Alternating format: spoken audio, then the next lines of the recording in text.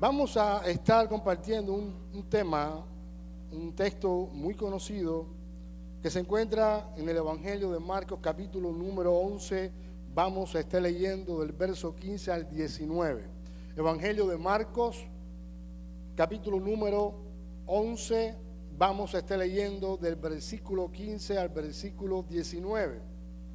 Me dicen amén cuando ya tengan el texto ahí en sus Biblias, en su tablet o en su teléfono. Evangelio de Marcos, capítulo 11, versículo 15 al 19. Es un texto, como les decía, muy conocido y que Dios nos va a hablar a nosotros en esta tarde. ¿Ya lo tienen ya? Dice la palabra del Señor. Vinieron pues a Jerusalén y entrando Jesús en el templo, comenzó a echar fuera a los que vendían y compraban en el templo, y volcó las mesas de los cambistas y las sillas de los que vendían palomas, y no consentía que nadie atravesase el templo llevando utensilio alguno.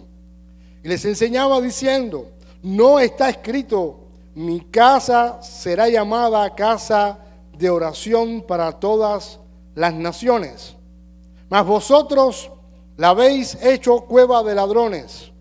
Y lo oyeron los escribas y los principales sacerdotes y buscaban cómo matarle, porque le tenían miedo, por cuanto todo el pueblo estaba admirado de su doctrina. Pero al llegar la noche, Jesús salió de la ciudad. Voy a hacer una pregunta que no quiero que nadie se sienta mal con esta pregunta. Esta pregunta tal vez está dirigida a las amas de casa o a las mujeres. La pregunta es esta: ¿cuántas veces limpias tu casa? ¿Cuál es la frecuencia con la que tú limpias tu casa? No me digas. Hice esta pregunta, la puse en internet. La pregunta que puse fue esta: ¿cuántas veces se tiene que limpiar la casa? A pesar de que algunas zonas se requieren un mantenimiento diario, otras más bien necesitan ser limpiadas de forma semanal, mensual y hasta el final. Muchas veces usted, cuando llega a la visita y usted se da cuenta que su casa no está tan limpia, ¿qué hacemos muchas veces? Corremos y tratamos de, a veces cuando limpiamos, no limpiamos de una manera muy profunda, a veces escondemos las cosas debajo de la cama, ponemos en un lugar las cosas que estorban, porque queremos dar una buena impresión cuando la gente llega a nuestra casa. ¿Es así o no es así?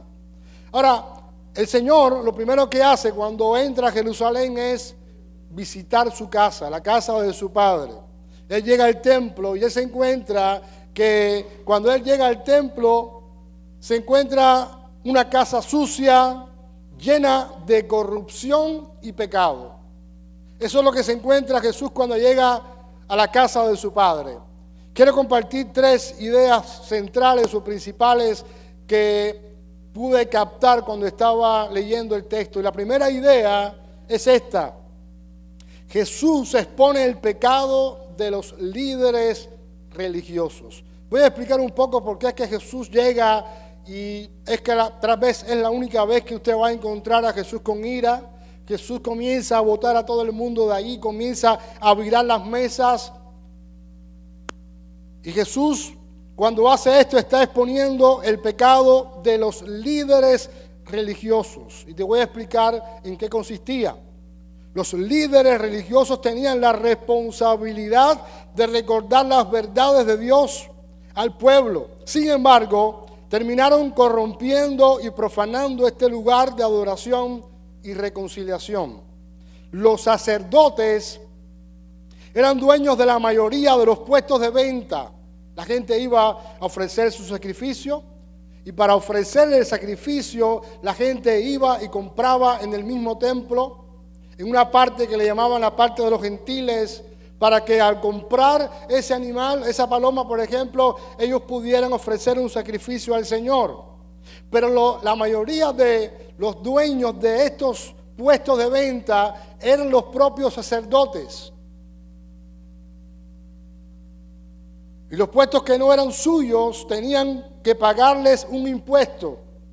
Aparte de que los animales que se vendían en el templo eran más caros que en cualquier otro lugar. Y si alguien decidía traer su propio animal para el sacrificio, estaba corriendo el riesgo de que no pasara la inspección oficial de los sacerdotes y tuviera que comprarlo como quiera en el mercado del templo. Pero el asunto no terminaba ahí. Todos esos peregrinos que llegaban a adorar desde otros países debían cambiar sus monedas porque los sacerdotes no aceptaban pagos en el templo con monedas extranjeras. Y por supuesto, la tasa de cambio era muy superior a la oficial. En pocas palabras, la religión en Israel había llegado a ser un negocio redondo, sobre todo para sus líderes. En la actualidad, muchos líderes religiosos usan la iglesia para fines lucrativos, porque ahora, cuando usted va a escuchar un sermón o un mensaje, normalmente usted va a estar escuchando un mensaje centrado en el dinero, en las posesiones, en ser feliz en este tiempo. Quiero decirte algo, desgraciadamente cuando hay necesidad, muchas veces las personas que están al frente de una iglesia o de una convención o etcétera, muchas veces todo lo que hay de donación, muchas veces eso va al lugar donde no tiene que ir. Como iglesia cristiana tenemos que pedirle perdón al Señor porque en muchas ocasiones la iglesia en general y Dios nos libre de hacerlo, ha convertido la iglesia en un negocio. Yo recuerdo en una ocasión estando en Cuba, yo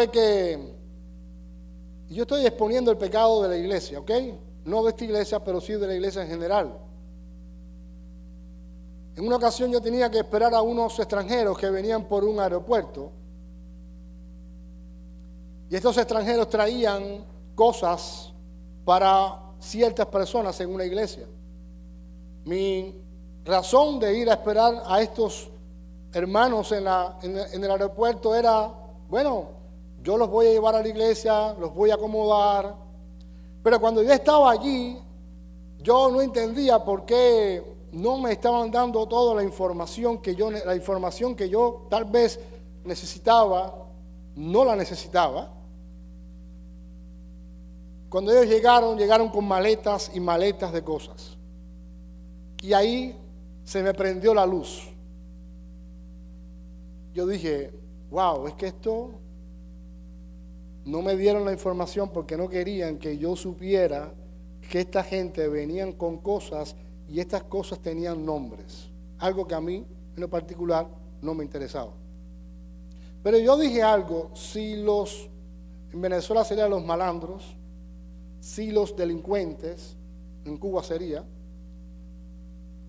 se dan cuenta de lo que muchas veces se hace en la iglesia, ellos comenzarían a asistir a la iglesia, porque se darían cuenta que muchas veces el evangelio se ha convertido en un negocio.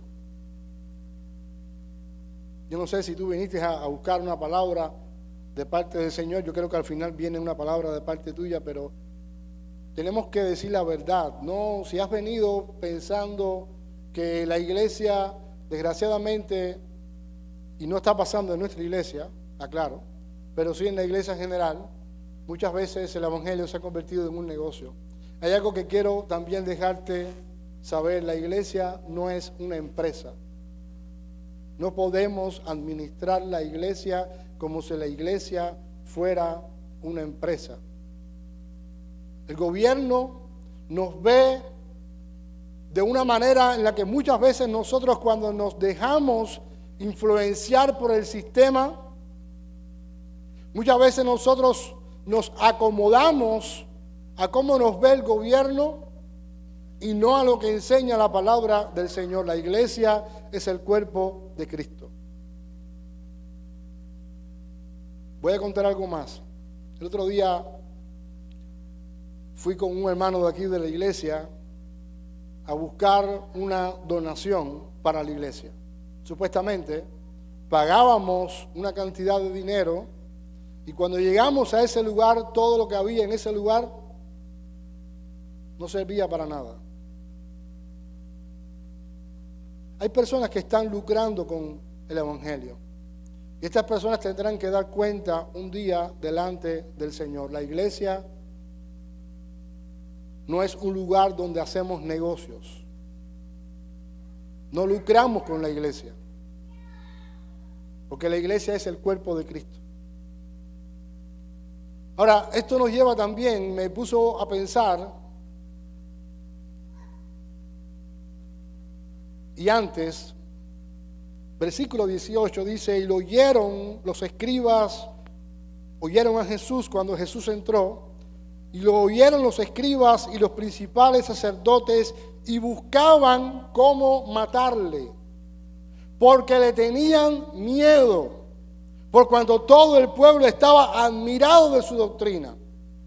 Cuando nosotros, los que tenemos la responsabilidad de predicar, nos apartamos de la palabra, vamos a caer en cualquier tipo de corrupción.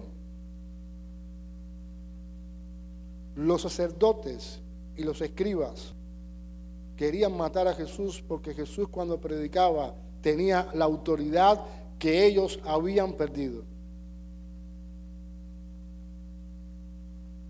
Lo segundo que me llama la atención, Jesús expone no solo el pecado de los religiosos, también expone el pecado, de los líderes, sino que también Jesús expone el pecado de los religiosos de la época. Notemos que Jesús saca del templo a los que estaban comprando, no solamente a los que estaban vendiendo, sino que también saca del templo a los que estaban comprando. ¿Por qué? El sacrificio que ellos estaban ofreciendo no tenía ningún valor para Dios porque era pura religiosidad. Los que compraban basaban su fe en tratar de calmar sus conciencias delante del Señor. Es decir, ok, tú vas a la iglesia, pero tú vienes a la iglesia para sentirte un poco mejor, para calmar tu conciencia, o tú vienes a la iglesia porque estás enamorado de Jesús y comprendes que en la adoración grupal, corporativa, exaltamos a nuestro Dios.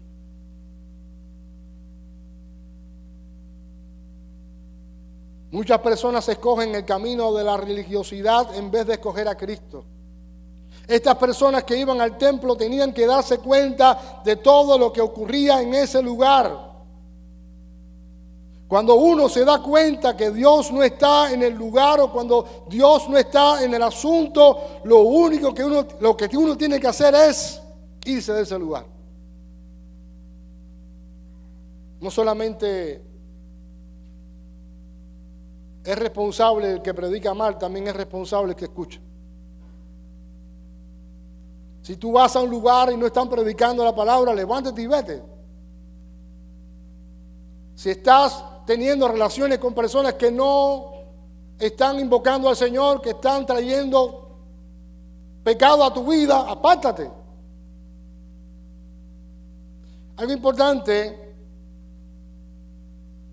la fe de muchos cristianos está marcada por un sincretismo religioso ausente de las verdades bíblicas. Voy a explicar un poquito esto. Usted habla con un cristiano y usted se da cuenta que ese cristiano, un concepto que debería comprender, que debería saber, ese concepto no lo tiene claro. Hay un sincretismo, una liga de creencias en los cristianos contemporáneos de la actualidad. ¿Por qué? Porque no estamos buscando la verdad en la Biblia. Lo que estamos haciendo es ver TikTok, ver lo que otros dicen. Estamos consumiendo tantos videos, tantas cosas que pueden parecer espirituales, pero a la hora de la verdad, yo voy a tener una mezcla de creencias, de ideas, que algunas van a ser ciertas y otras no tan ciertas. ¿Por qué? Porque en vez de dedicarle tiempo a la Biblia, se lo estoy dedicando a Internet. Quiero decir algo que he compartido con algunos hermanos. Trate de comprar su Biblia en físico. En primer lugar, las Biblias en físico son difíciles de conseguir. Las librerías cristianas están colapsando. Y si seguimos dependiendo de lo que hay en Internet, en algún momento todo el tema de la inteligencia artificial te van a cambiar la Biblia y no te vas a dar cuenta. Necesitas tener la Biblia en físico, impresa. Una problemática que hay no solamente es que vemos líderes en pecado dirigiendo congregaciones, que esas congregaciones también están en pecado por creerle a ese líder, por seguir hombres y no seguir al Señor. Jesús llega a su casa y se da cuenta de toda la corrupción, de toda la suciedad, y Él comienza a sacar a la gente del templo. Comienza a virar las mesas que estaban allí con el único objetivo de hacer más dinero.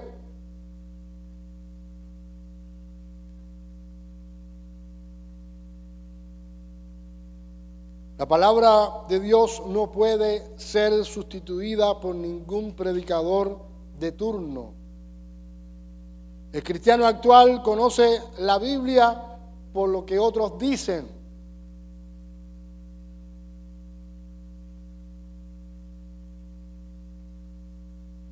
Yo estoy por hacerle algunas preguntas a veces a algunos hermanos, pero mi pregunta a los que están en alabanza, los que están ministrando, ¿están haciendo tienen un devocional diario?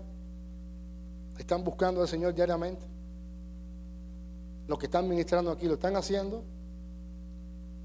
Los que tienen todos los que estamos sirviendo al Señor, tenemos un devocional, buscamos a Dios, buscamos su presencia, buscamos en su palabra la verdad, o estamos simplemente sirviendo de una manera automática por lo que hemos aprendido, por lo que ensayamos, o es que Dios está ministrando en mi corazón y estoy dándole a otros lo que Él está trayendo a mi vida. Somos responsables de todo lo que decimos, lo que hacemos, y usted también es responsable de escuchar. Porque el día que en este lugar no se predique la palabra, tienes todo el derecho de levantarte e irte para otro lugar donde sí se predique la palabra. Hay una tercera enseñanza. Jesús no solamente expone el pecado del liderazgo de Israel, también expone el pecado de los religiosos, pero también expone cómo Israel olvidó el verdadero significado del templo. Este edificio simbolizaba la presencia de Dios en medio de ellos, y era lo que daba a los israelitas un sentido de pertenencia e identidad. El templo era el lugar donde se llevaban a cabo los sacrificios instituidos por Dios en la ley de Moisés, y que anunciaban de antemano la venida de Dios, el Hijo, y su sacrificio en la cruz. Él era el Cordero de Dios que vino a quitar el pecado del mundo.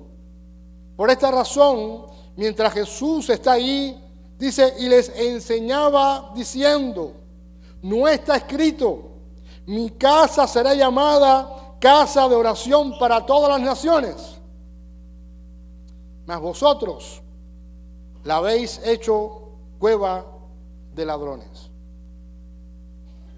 Cuando Jesús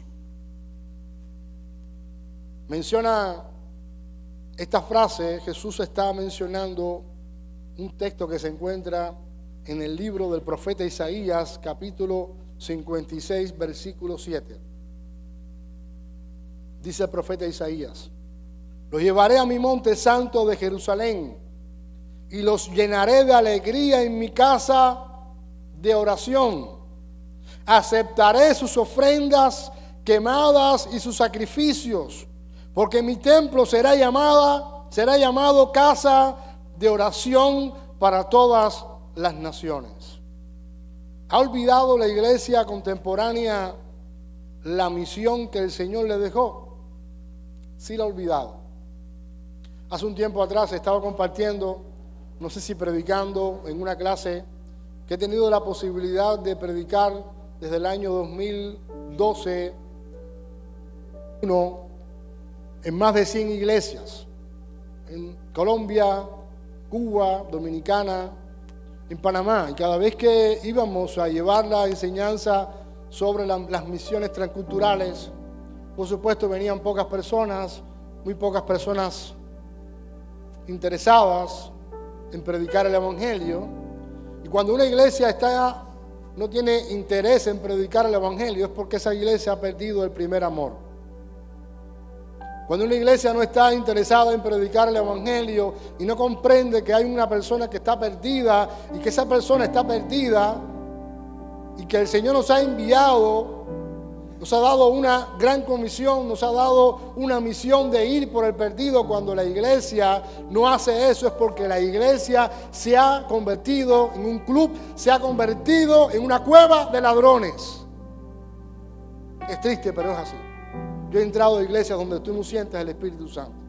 Yo he estado en lugares donde la gente va por ir, pero no hay una verdadera conversión, no hay un verdadero arrepentimiento, no hay una verdadera adoración al Señor, porque simplemente la gente canta por cantar. La gente está ahí porque piensa que yendo a la iglesia se va a ganar el cielo, y probablemente cuando llegue el momento de presentarse delante del Señor se va a dar cuenta que no va a ir al cielo. Hoy Dios está llamando la atención de nuestra iglesia. La iglesia no es un club, la iglesia no es un lugar donde venimos a negociar. La iglesia es un lugar, somos nosotros que hemos venido a este lugar para llenarnos de la presencia del Señor, para que identificar todo aquello que está estorbando mi relación con el Señor y decirle: Padre, se va en tu nombre, porque yo quiero adorarte en espíritu y en verdad. La iglesia de los tiempos finales es una iglesia comprometida con la palabra del Señor, es una iglesia llena de oración, es una iglesia comprometida y que ama la misión de Jesús. Y yo no aspiro a estar en este lugar perdiendo el tiempo. No estoy para perder el tiempo en este lugar. Así que todo lo que haga, todo lo que respire, debo pretender buscar a Jesús para que Él me ayude a hacer su propia tarea. ¿Ha olvidado la iglesia de hoy la misión del Señor? Sí, la ha olvidado.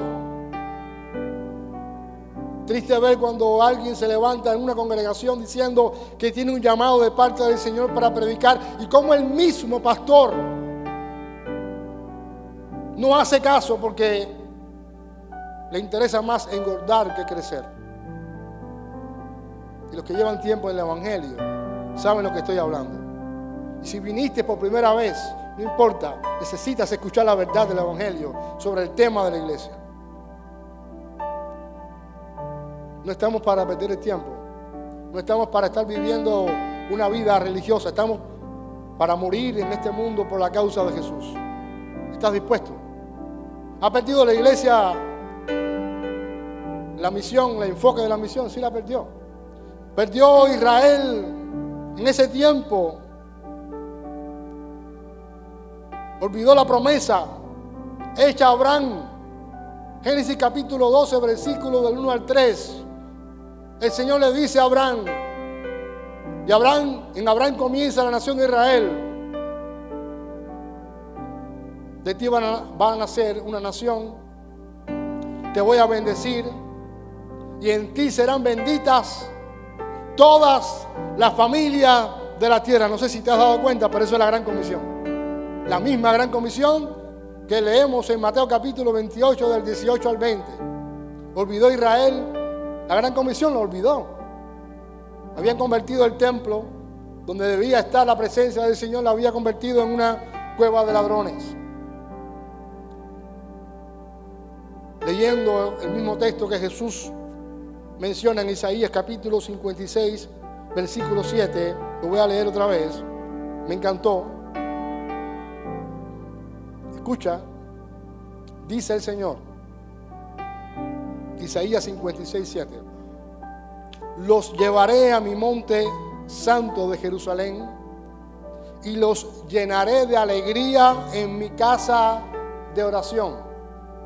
Aceptaré sus ofrendas quemadas y sus sacrificios, porque mi templo será llamado casa de oración para todas las naciones. Hoy me llamó la atención esto. Dice el Señor, los llevaré,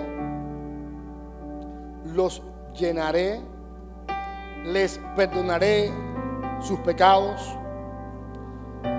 No es lo mismo ir a que te lleve. Voy a tratar de explicar esto. No es lo mismo ir en tus fuerzas a Dios,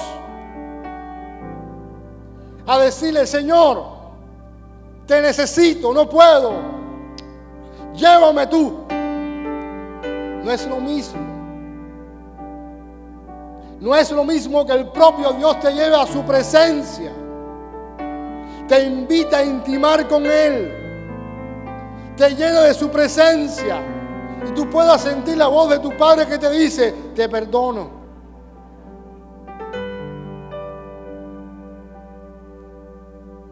Esta frase ya es popular. ¿Me hago entender? ¿Sí o no? Dios no quiere que tú vayas a un lugar por ir. Dios quiere que tú vayas de la mano de Él a todo lo que tú hagas. ¿Sabe qué sucede cuando tú estás en la presencia del Señor? Dice Isaías, Él te llena de alegría. Él te llena de gozo. Él te llena de su presencia. Y tú comienzas a vivir en esa experiencia y comienzas a enamorarte más de Jesús, y toda religiosidad se va de tu vida y comienzas a intimar con Dios de una manera como nunca antes. Tú comienzas a decirle: Señor, llévame. Llévame a ese lugar porque yo quiero tu presencia. No es lo mismo ir a que Dios mismo te lleve. Isaías dice el Señor en Isaías: te llevaré, los llenaré, les perdonaré.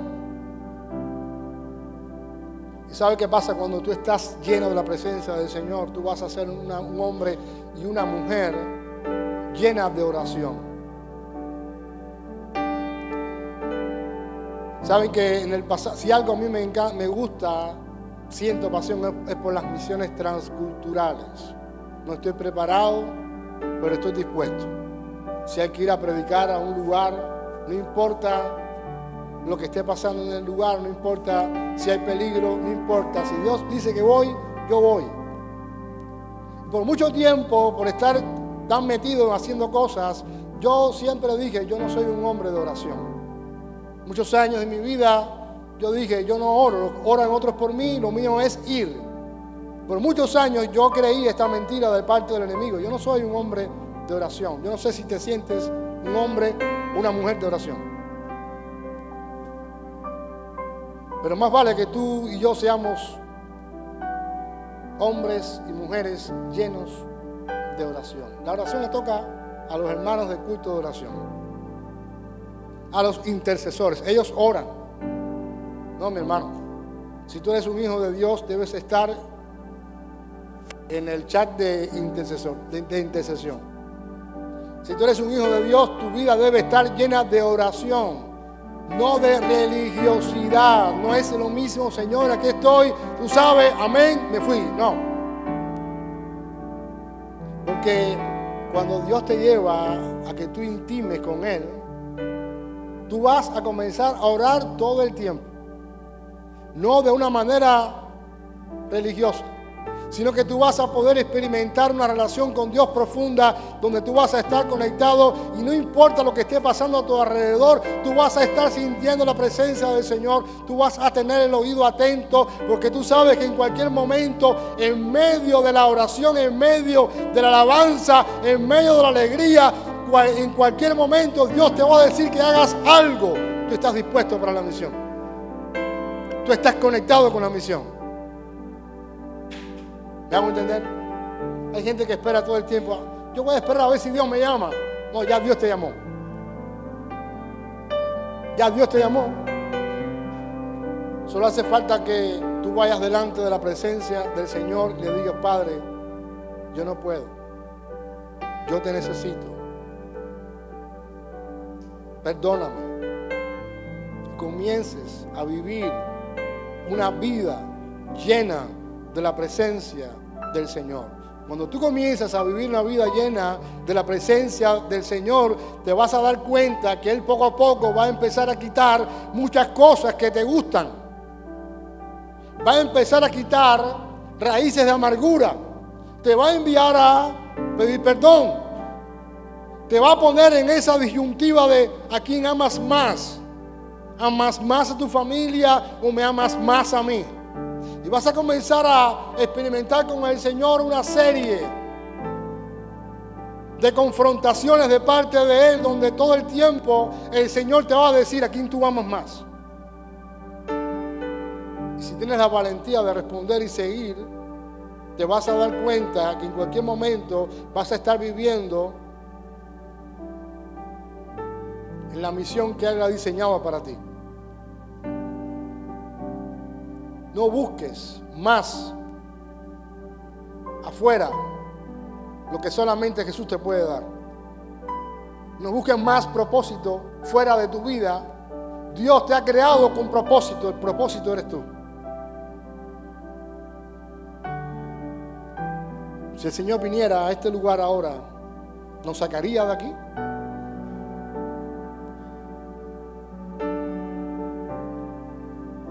Si el Señor se presentara hoy en la noche, ¿cómo encontraría tu corazón? ¿Limpio o sucio? ¿Cómo lo encontraría? ¿Encontraría a un religioso? ¿O encontraría a alguien enamorado de su presencia?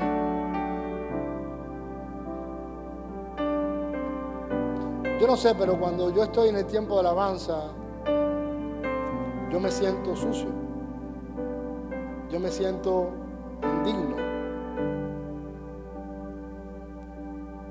Y esa suciedad, donde muchas veces me siento, es la que me lleva a decirte: gracias, Señor.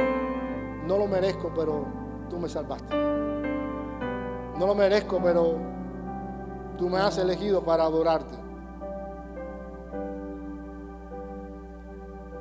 Dios está trabajando con muchos hermanos aquí en la iglesia. Y nos está llevando a caminar un paso más de lo que hemos caminado hasta ahora. No te vas a salvar por venir a este lugar. No te vas a salvar por eso. No te vas a salvar porque simplemente crees en el Señor. No te vas a salvar porque lees la Biblia. ¿A quién pertenece? ¿A quién tú le perteneces? ¿Al Señor? ¿O le perteneces a otras personas?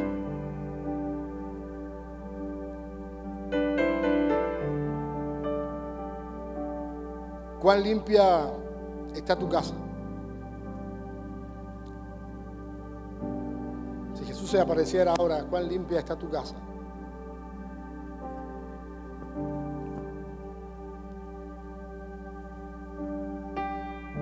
¿Tu vida es una vida de oración o religiosa? ¿Vives aparentando lo que no eres? ¿O vas delante del Señor y le dices: Señor, yo estoy en pecado, ayúdame? Vamos a orar.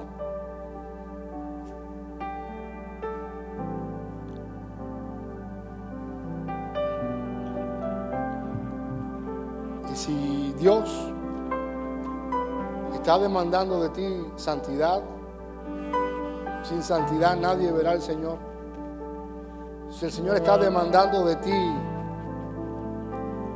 que te humilles delante de la presencia. Si el Señor está demandando de ti que tomes responsabilidad por las cosas que has hecho. Si el Señor está demandando de ti más tiempo, si está demandando de ti que te alejes del pecado, hoy es un buen momento para que vayas delante del Señor y confieses cómo está tu casa. Hoy es un buen momento para decirle: Señor, no quiero ser una persona religiosa, hoy yo quiero llenarme de tu presencia. ¿Sabes qué Dios quiere hacer ahora? ¿Sabes qué Dios está haciendo ahora contigo? Él te está llevando. Este es un momento que Dios ha determinado en tu vida y en mi vida para llevarnos a intimar con Él. Él te quiere llevar a tiempos de intimidad. Él quiere llevarte a tiempos donde literalmente te sientas desnudo delante de su presencia. Él quiere llevarte a que puedas profundizar más con Él. Él quiere llevarte a un enamoramiento donde comience tu vida a ser una vida de oración, donde tu vida comience a ser una vida llena de la presencia de Jesús.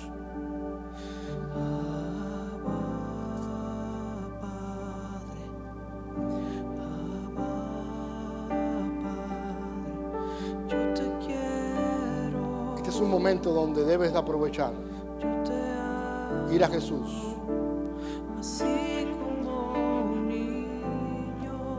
Dile a Jesús cómo estás. Por los brazos de su Padre, y así clamo por ti. Ve a Jesús.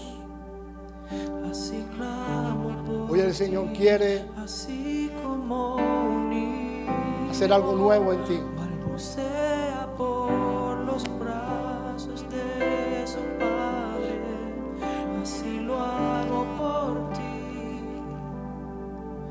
así lo hago por ti. Abba, Padre, Abba, Él te va a perdonar todos tus pecados. yo te quiero, yo te amo, te necesito. Abba, Padre, Abba, Padre, yo te quiero, yo te amo. Necesitas encontrarte con Jesús. Así como un niño clama por los brazos de su Padre, así lo hago por ti, así lo hago por ti, así como un niño balbucea por los brazos de su Padre, así lo hago por ti, así lo hago por ti. Abba, Padre, Abba, Abba, Padre, yo te quiero, yo te quiero. Necesito en mi vida más y más, más y más.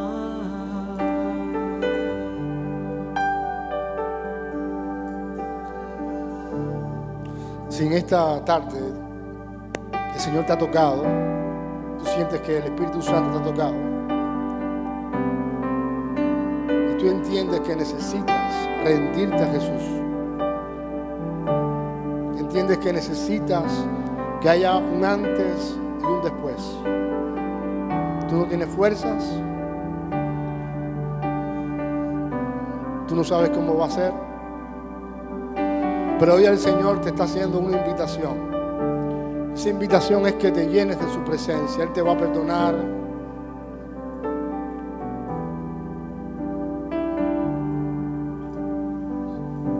Si tú comprendes que Jesús te quiere llevar a profundidades donde tú nunca has estado, donde te da temor porque vas a ser expuesto, vas a quedar vulnerable. Pero si tú entiendes que Jesús te está llevando a ese lugar de intimidad, donde Él quiere encontrarse cada día, cada mañana contigo. Si tú entiendes que Jesús te está hablando, te está llamando, yo te pido que vengas aquí. Yo quiero orar por ti. Solamente si el Señor te está hablando. Si el Señor te está hablando, tocando tu vida, tu corazón, ven aquí. Yo quiero orar por ti. Si no, te puedes quedar sentado sin problema. Pero si el Señor quiere, si el Señor te está pidiendo más, no importa que no sepas cómo va a hacer todo. El primer paso es reconocerlo. Reconocer que necesitas más de Él. Yo quiero orar por ti. Puedes venir.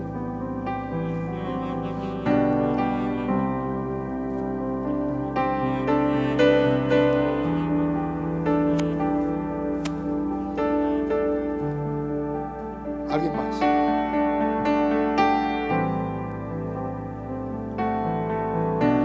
Si tu vida con el Señor no está bien y tú necesitas, el Señor te está llamando a venir a Él,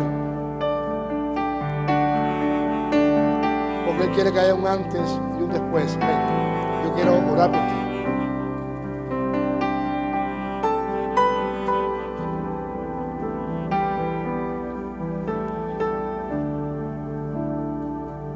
Si el Señor te está llamando, ven, no seas más un espectador y comienza a ser protagonista de lo que Dios está haciendo en esta iglesia para su gloria. Yo sé que hay más que tal vez están luchando.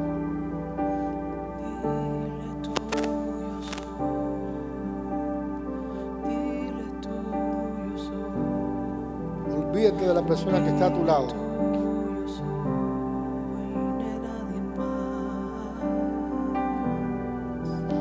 Si el Señor te está pidiendo más,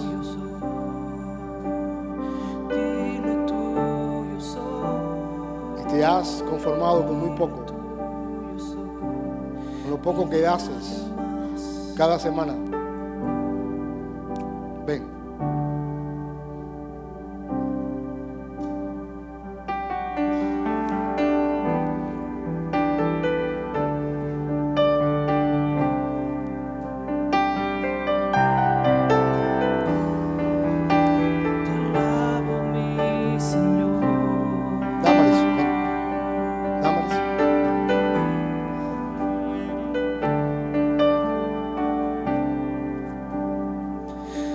Me entrego a ti, hoy sin reservas,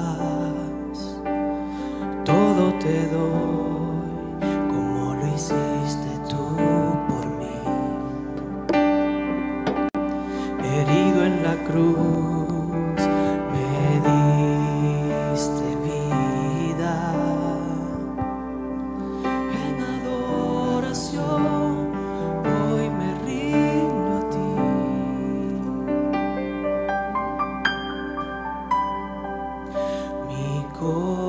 Corazón te adora,